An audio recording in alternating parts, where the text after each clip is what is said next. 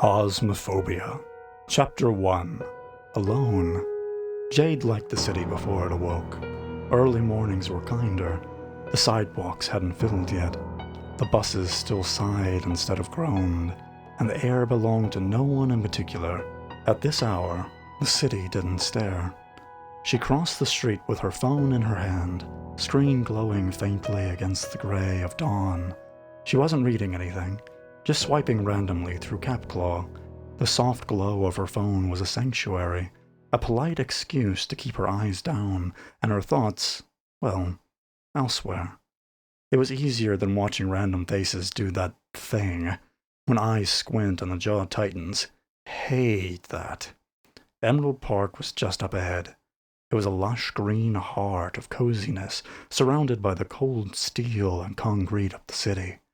The moment Jade stepped into the park, her posture visibly relaxed. Just a little. Open air, trees, distance, space for scent to thin out and behave itself instead of hovering around her like a smelly ghost. Or, well, maybe a putrid phantom. Or no, a belching banshee? Or, well, you know. The park didn't care. That alone made it better. She followed the same path she does every morning. Routine mattered. It was nice to have structure. The bridge over the pond was like something out of a fairy tale. Grey stone with age, softened by years of footsteps and weather. Her bench waited on the far side. Jade sat and crossed one leg over the other. Her large flowing tail wrapped around her legs gracefully. She lounged like it was her own couch in her apartment. No one was around. No one would be looking at her anyway. This was her safe space. She scrolled through her phone lazily. A video of some guy getting his face stuck on a plunger. Messages she'd already read. Reminders to work out she ignored hours ago. Jade sighed as her tail twitched and swayed. A cheetah jogged past. His eyes grew wide as he slowed just a fraction before veering wider than necessary. Some lynx guy in a blue peacoat turned the corner, spotted her, and awkwardly turned the other direction. Jade pretended not to notice. Being the only skunk in a city full of judgmental did that to you. You became very good at pretending, even better at ignoring. A master of knowing exactly how much space to give someone so they wouldn't have to ask. 10 feet was good. Not showing up was even better. A cool breeze drifted over the pond, sending ripples cascading over the water.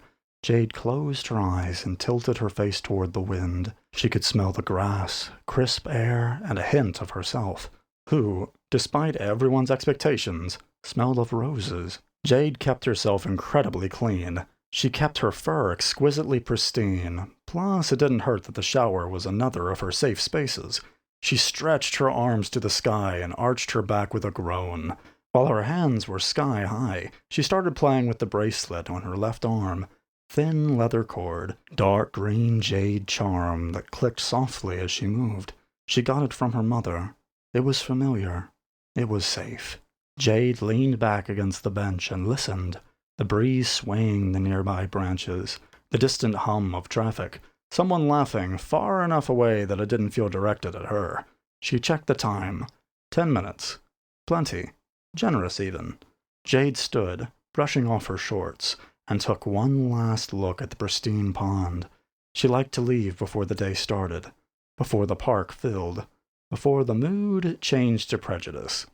She walked away, eyes trained on her phone. On the bench, unnoticed, her bracelet lay where it had slipped from her wrist, the jade charm catching the golden morning light as the breeze stirred. This has been Osmophobia. The story continues.